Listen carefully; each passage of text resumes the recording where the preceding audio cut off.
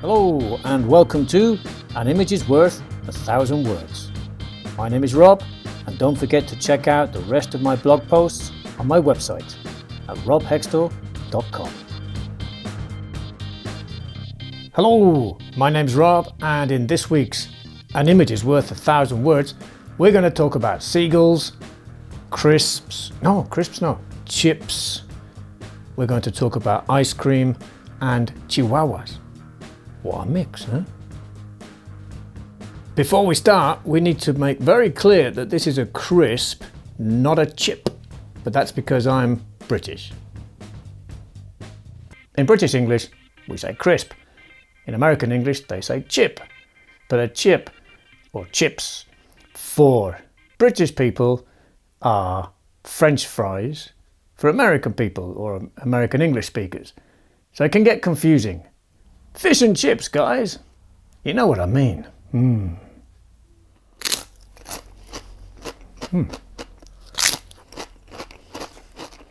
Very nice. Local, eh? I'm going to buy some more of these. And here is this week's question.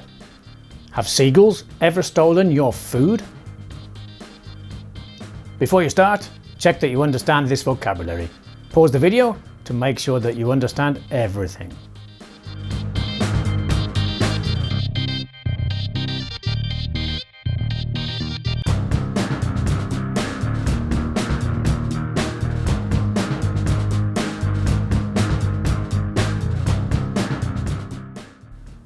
This week's question might seem a little strange, but if you have ever visited a seaside town in England and tried to eat fish and chips while sitting down and enjoying the view, you'll know what I'm talking about.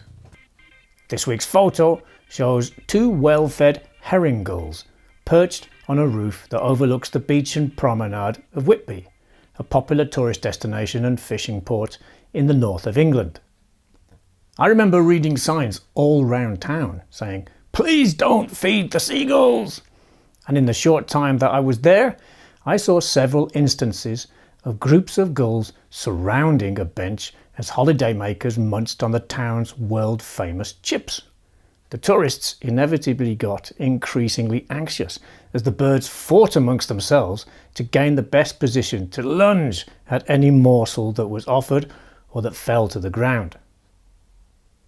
I remembered taking this photograph after reading recently that Venice's Marco Polo airport had been forced to close briefly after an unusually large number of seagulls invaded the runway, meaning that flights had to be delayed or redirected. Just as in England, the seagull population has become increasingly problematic in recent years as they snatch food away from visitors. In one incident in 2022, a gull grabbed an ice cream from a tourist as she walked across St. Mark's Square. In an unusual move, some hoteliers have begun to equip their guests with water pistols to fire at any birds that get too close. But seagull-related incidents are not always about food. In 2019, a chihuahua was reported missing in Devon, England, after a gull swooped down into a garden and carried it away. Why on earth do these birds get so aggressive? Is their behaviour getting worse? As is often the case, it seems that the problem has more to do with the expansion of human populations rather than the birds taking a sudden dislike to their once distant bipedal neighbours.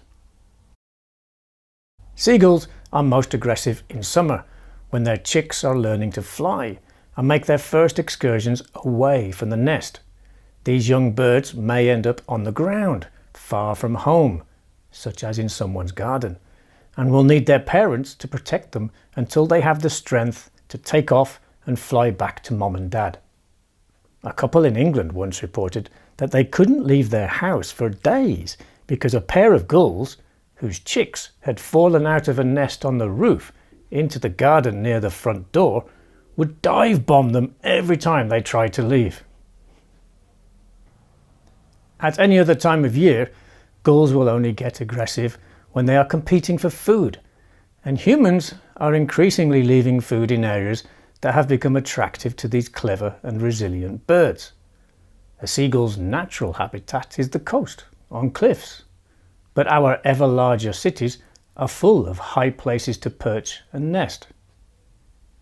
We have built landfill sites and leave our rubbish outside, which means that food has become easier to find inland. Just ask foxes, wild boars, and even bears. Furthermore, cities are warmer than cliff tops, which makes breeding chicks easier, while our streetlights mean they can search for food both day and night. Increased contact and competition between the species has become inevitable. Gulls are relatively long-lived, up to 30 years, and as soon as they associate humans with food, they won't care if you are about to eat it or not.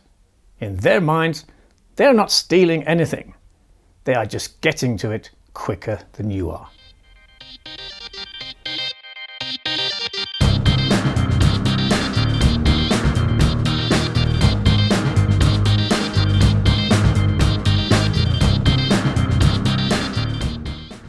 Let's chat about the picture and those ideas.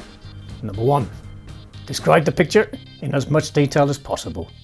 What do you think the seagulls are thinking? Number 2. Has an animal ever stolen anything from you? Or threatened or attacked you? Number 3. Are animals such as birds, rodents or insects a problem where you live? What solutions are there? Number 4. How has your town or city expanded over the last few decades? How has it affected the local area? Number 5. What are your favourite coastal areas to visit? Explain why. Are they urban or undeveloped?